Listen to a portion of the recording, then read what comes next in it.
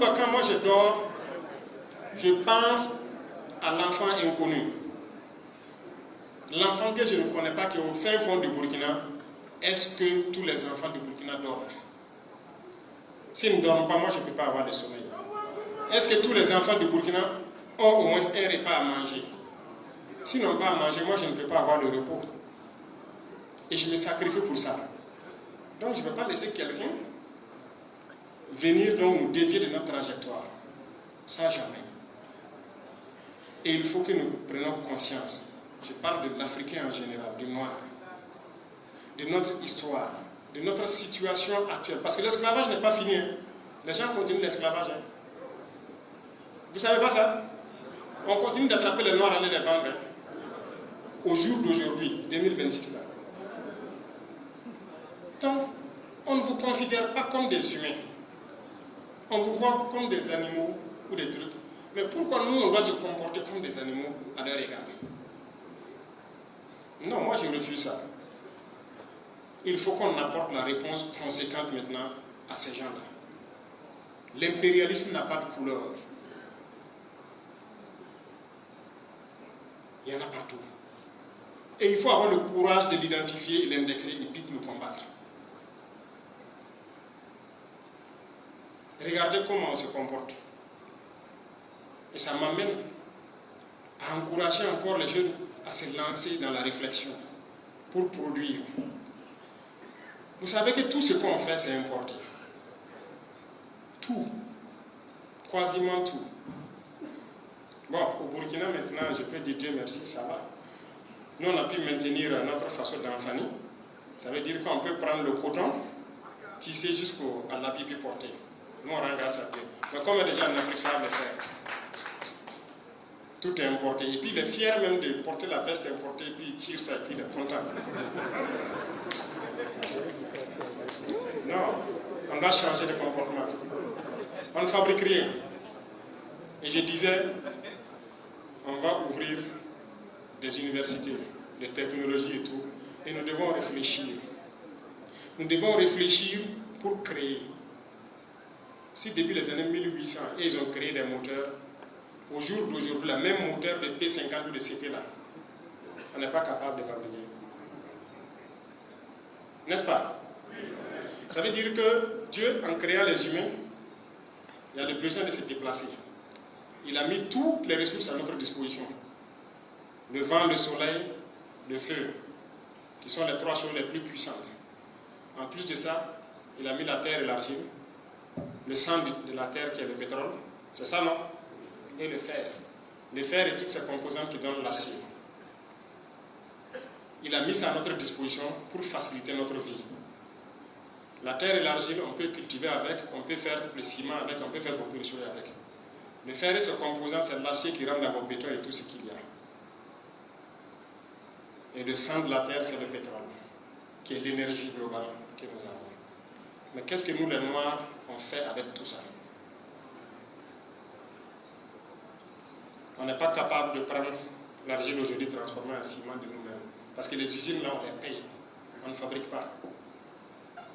On n'est pas capable de prendre du pétrole aujourd'hui brut, créer nous-mêmes une raffinerie pour le raffiner. On ne part payer l'usine. On ne fabrique pas. Aujourd'hui, on n'est pas capable de prendre la terre comme ça et extraire le fer dedans pour mettre du carbone et faire de l'acier. Est-ce que c'est normal? Mais est-ce qu'on est maudit ou pas? Si on n'est pas maudit, ça veut dire qu'on doit pouvoir le faire. Et c'est ce que je veux qu'on puisse faire. On doit être en mesure de le faire, de produire. Je disais à quelqu'un la dernière fois, il dit, si on cause bien, quand tu te lèves le matin, tu dois chaque fois te poser des questions. Supposons que tu dors nuit. Tu te réveilles, tu prends une serviette, c'est importé. Ta pâte, brosse à dents, c'est importé. Tu finis tout ça, l'habit que tu portes, c'est importé. Tes sous-corps et tout, tout est importé. On ne fabrique rien ici. Tu pars t'asseoir pour ton petit déjeuner, la tasse de thé, tout, à part le sucre peut-être qui vient de ce sucre, tout est importé. Tu pars prendre ta moto, ton véhicule, c'est importé. On ne fabrique rien en Afrique. C'est bien de combattre l'impérialisme, Mais c'est bien aussi de nous dire la vérité et de nous réveiller. Et ça, ce sont des questions qu'on doit se poser. Pourquoi nous, on ne fabrique rien? Forcément, les humains sont là, le besoin de déplacement est là. Mais pour se déplacer, tout ça, ce sont les Blancs qui ont créé. Que ce soit les motos, les voitures, les avions. Nous, on n'a rien créé. Notre utilité, c'est quoi? Pour communiquer, avant, on prenait le cheval. On dit à Waïbia, c'est d'aller porter des messages à Yako. C'est le cheval qu'on prend en part. Le Blanc est venu, il a créé le téléphone, l'Internet et tout. Et c'est nous, on sait prendre ça. Et on se filme, on fait du n'importe quoi avec. On s'insulte. Voilà, on fait tout. Et puis on est heureux. On n'a rien créé. On ne sait même pas comment ça fonctionne. Le gars de iPhone, on l'a demandé qu'en Afrique ça marche bien. Il dit que, ah bon, que les Africains ont les moyens de payer iPhone, qu'il n'y a pas de boutique en Afrique. Mais, nos sœurs, là, excusez-moi, ça se bat derrière les derniers numéros de iPhone. Pour faire quoi avec? On n'est même pas au courant de vous-même. Mais cherchons à fabriquer, cherchons à comprendre, au moins copier. Il y a beaucoup de choses que Dieu a mis à la disposition des humains. Mais il faut qu'on utilise notre cerveau pour transformer la chose. Si les gens nous ont esclavagisés, on a eu du retard. Mais aujourd'hui, il n'y a pas d'explication, il n'y a pas de raison. Il faut rattraper en copiant. Si on ne le fait pas, c'est qu'on refuse d'utiliser notre cerveau. Et si on refuse d'utiliser notre cerveau, ça veut dire quoi? Vous connaissez ce que ça stipule? Hein? Qu'on est contre Dieu. Puisqu'on veut dire qu'il n'a pas eu raison de nous donner un cerveau.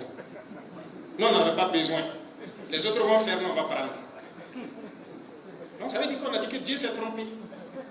Et dans cette posture, on se met comme ennemi de Dieu, c'est pas bien. Voilà pourquoi il est fâché contre nous un peu. Réveillez-vous. Réveillez-vous, c'est profond. Mais ne riez pas. Il est fâché contre nous parce que les Noirs refusent d'utiliser leur cerveau. On me dirait oui, les Noirs ont créé des choses. Et puis après, ça y est où?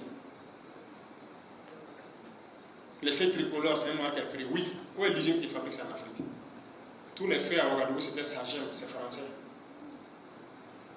Le Noir a créé ça. On est malade. Tous les appareils aujourd'hui, IRM, scanner, quoi? Non, on fait quoi? On ne peut pas créer, oui, mais on ne peut pas copier. Travailler notre cerveau pour chercher à comprendre et puis faire. Notre cerveau ne nous sert pas. Vraiment, on veut dire à Dieu qu'il n'a pas eu raison de nous donner un cerveau. Moi, je ne suis pas d'accord. C'est pourquoi j'invite tout le monde à se poser des questions, surtout les jeunes, je parle surtout aux jeunes, pour que nous changions le paradigme. Et nous devons chercher la connaissance, chercher à produire, chercher à être utile sur terre. Sinon, pour l'instant, là, c'est pas trop ça. C'est pas trop ça. Il faut qu'on participe. Vous les voyez, aujourd'hui, qu'on le veuille ou pas, vous voyez la guerre qui se passe, Iran et États-Unis, ils sont assis à distance et puis ils se bombardent. Nous, on a créé quoi? Mais vous voyez, ce sont des Noirs qui sont assis, qui font des débats. Les États-Unis, c'est la puissance. C'est la puissance. Toi-même, tu fais quoi? Tu crées quoi? Hein? On ne va pas se concentrer. C'est sérieux. Si on les voit, ils font ça. Allons-y réfléchir comment on peut transformer le pétrole, comment on gagne du propergol pour propulser quoi? Réfléchissons. Les autres là, ce n'est pas Dieu qui est descendu les donner la connaissance. C'est le même cerveau qui les a donnés. Mais eux, ils ont décidé d'exploiter leur cerveau à bon escient.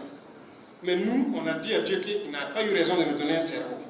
Nous, on n'avait pas besoin. On n'a qu'à laisser et ils vont faire. Résultat de course. Ils viennent donc nous manipuler, nous cogner, on se fait la bagarre et ils prennent nos ressources et ils partent. C'est pas ça, non? Comme des villages ont été réinstallés dans cette région ici, ils avaient été cherchés, réinstallés. Aujourd'hui, ils se tuent, ils font la bagarre sur Chefferie. Est-ce qu'on est normal? Mani Souri. Wallahi Mani Souri. Doucement. Non. C'est vrai, les politiciens aussi avaient gâté tout avant, mais maintenant c'est fini. On n'a pas besoin de se faire la bagarre sur ces choses-là. Donc, moi j'invite surtout les jeunes à revoir notre copie pour qu'on ne soit plus dépendant des gens, pour qu'on ne soit plus à la traînée et qu'on crée, qu'on fasse beaucoup de choses. Parce que si on ne le fait pas, on va disparaître. On va disparaître. Parce que ceux-là, s'ils reviennent ici, vous allez envier le sort des morts. Vous allez envier le sort des morts, je vous jure. La nature même va s'énerver contre nous. Si aujourd'hui il se met à pleuvoir de certaines manières, on n'a même pas de bonne canalisation.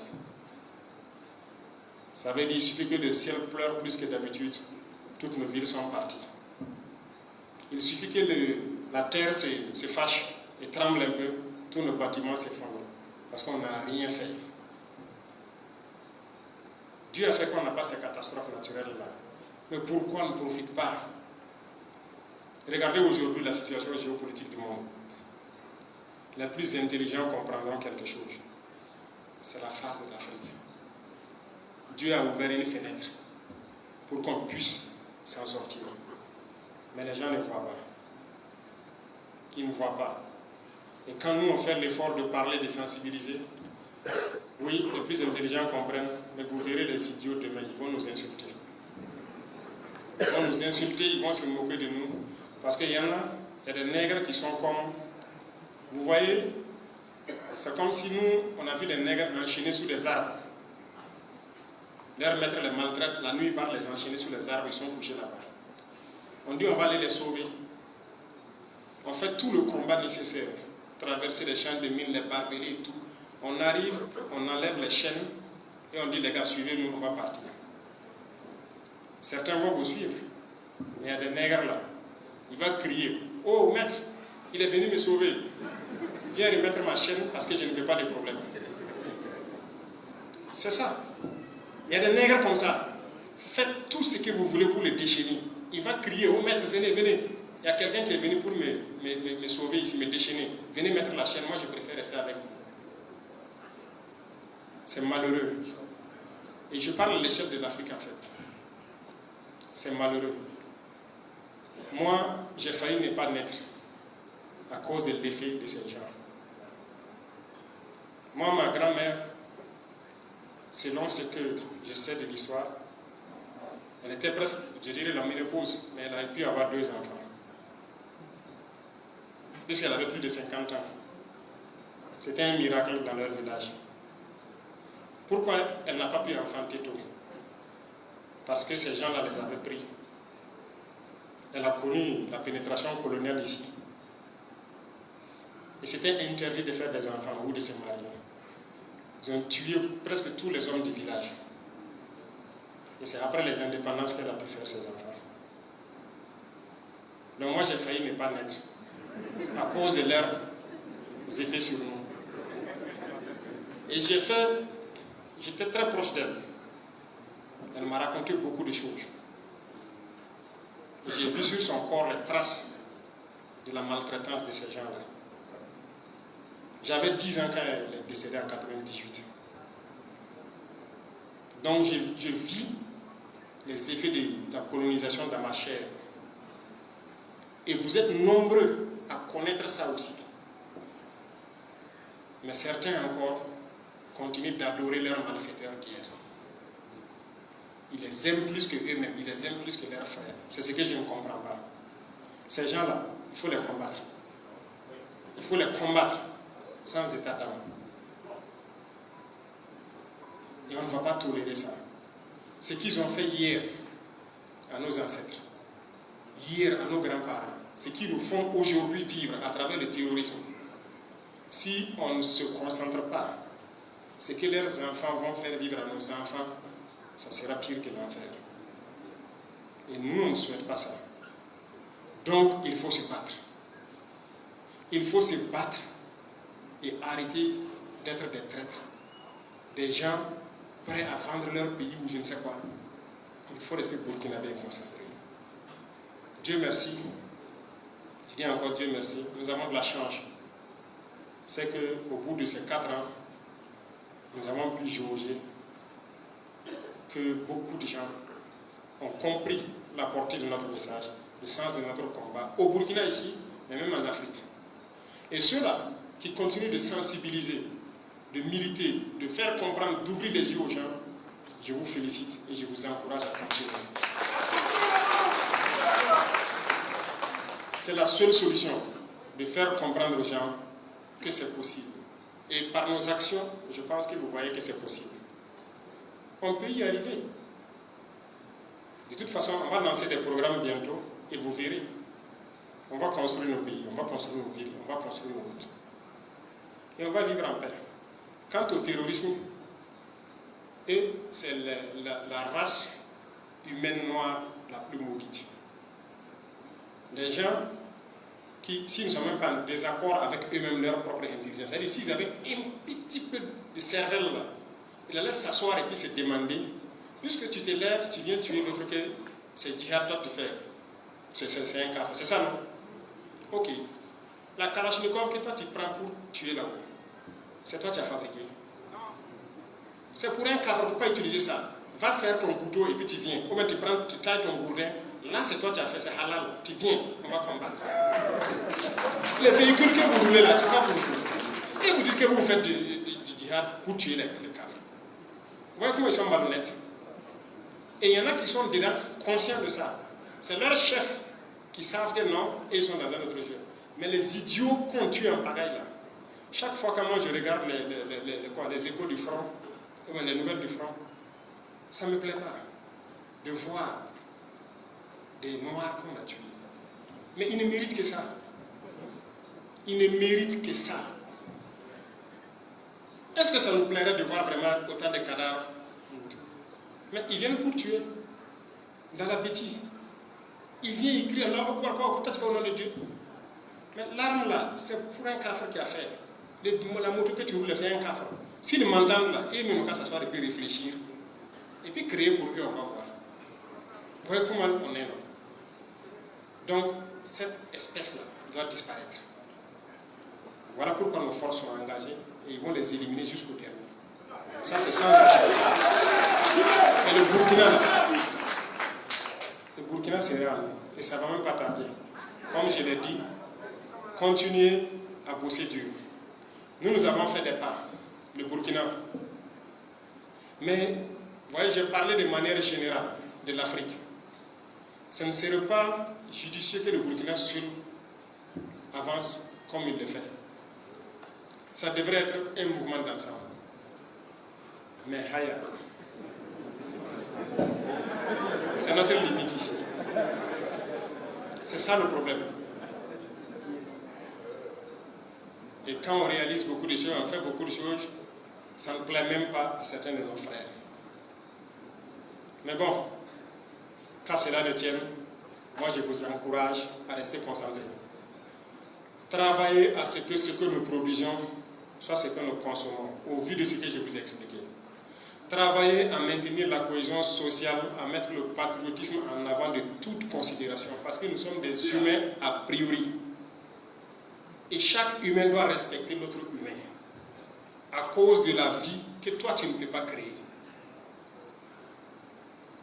Et ceux-là qui viennent pour donc nous ôter la vie ou nous pourrir la vie, nous allons les combattre avec la dernière énergie. C'est sans état d'âme. En plus de ça, le reste, que ce soit nos ressources, tout ce qu'il y a comme truc, soyez sûrs d'une chose. Le Burkina Faso est un miroir. Je vous l'ai dit. Les autres se reflètent dedans. Et tout le monde attend de voir. Allons vite. Prouvons-leur que c'est possible. Beaucoup de pays africains peut-être attendent de voir. Est-ce qu'ils vont pouvoir? Est-ce qu'ils vont y arriver? Les gars, allons vite. Allons-y. On va y arriver. À chaque fois que nous faisons quelque chose, si les gens sont à côté, ils aboient, ils font quoi? Ne les regardez pas. Quand vous voyagez là, ce n'est pas chaque chien qui aboie que tu prends un caillou, t'arrêtes pour lapider. Non, continue. Il va voir à la fin là où tu es arrivé. C'est ça le plus important. Donc, j'ai dit je vais parler sans porter des gants. C'est comme ça. Voilà, ils sont à Waibia et à Waibia on parle comme ça. Mais je savais que si j'ai envoyé la brigade de Fada avant la brigade de Waibia, je ne pouvais pas venir ici. Voilà pourquoi j'ai mis les 2 brigades. Hein? Donc, on ne sera pas plus long que ça.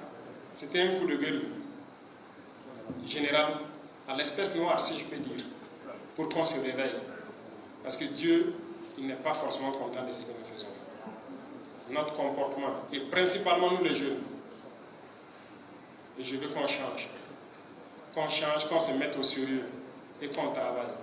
Qu'on transforme nos vies, qu'on participe à la vie de la planète et qu'on pense à demain.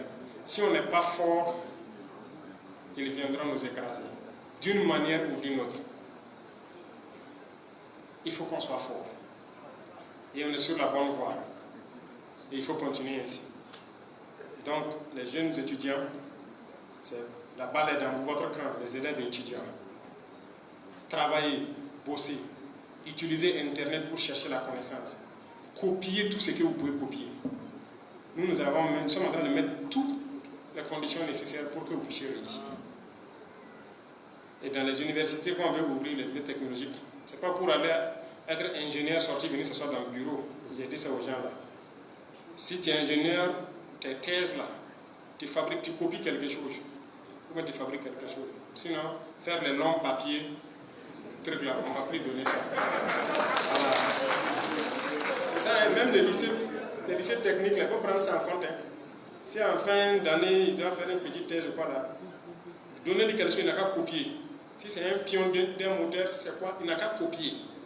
Ou bien il crée quelque chose. Les longs papiers là, que thèse, il vient s'asseoir avec un gros boubou, il parle. On ne veut plus de ça. Si tu es technique, tu fais, tu prouves. Donc, je compte sur vous. Hein.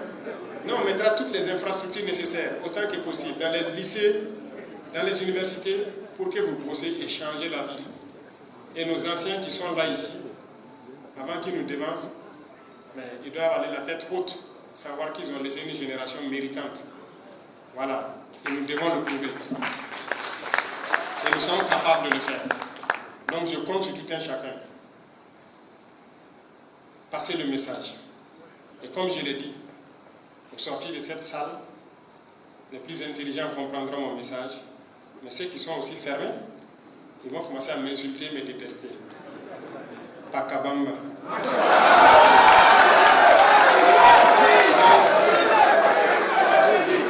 Voilà. On reste concentré. On reste concentré. Les lendemains meilleurs nous attendent. C'est possible. C'est possible. Je veux que vous croyez en vous. C'est possible. Croyez en vous. Je vous jure que c'est possible. Tout ce que vous imaginez, c'est possible. Prenez le temps qu'on le fasse bien. On ne pourra pas le faire comme ça, en un coup, mais c'est possible. Bonne concentration à tout un chacun. Que Dieu donne une bonne intelligence à tout un chacun. Que Dieu nous éveille, nous éclaire et nous illumine. Ça, c'est le plus important actuellement. Que Dieu guide nos pas, nous inspire et nous donne donc un bon cœur pour agir en faveur de chaque Burkinabé qu'on croise, agir en faveur de chaque Africain qu'on croise, agir en faveur de chaque citoyen du monde, chaque créature de Dieu qui est épris de paix et de justice. Que Dieu nous aide à pouvoir agir en faveur de sa personne. Je vous souhaite donc une très bonne journée. Merci beaucoup à vous pour ce long temps d'écoute. Et que Dieu bénisse même à chaque patrie, la patrie ou la mort. Floche TV, votre média libre et transparent.